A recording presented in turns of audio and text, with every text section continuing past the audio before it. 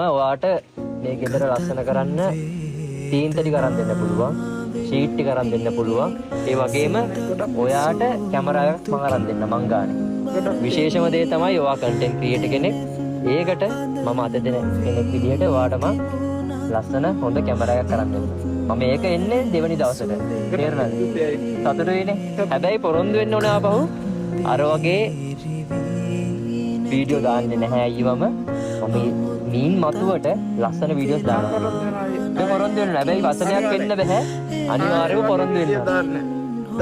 ඇත්තමද කියන්නේ? ඇත්ත විදිහ බලන් කියනවා. දෙයියන් පල්ලා දාන්න. දෙයියන් පල්ලා දාන්නේ නැහැ. හරි. ඉතින් ඔන්න ධනරාජා අපේ ධනාමල්ලි පොරොන්දුවක් වුණා. අපි හිතනවා අනිවාර්යයෙන්ම ඒ පොරොන්දුව ඉස්සරහට අකුරට මිෂ්ට කරයි කියලා. ඉතින් හැමෝම ඔන්න බලාපොරොත්තුෙන් ඉන්න Facebook account එකක් වපුරන්න හදාගන්න. ෆෝන් එකක් මම දුන්නොත්, කැමරාවක් දුන්නොත් ඒ හැම දෙයක්ම ස්ටෙප් බයි ස්ටෙප් මල්ලි අපි ඔයාලට කියන්න ඕනේ නැහැ නේ knowledge ගැන.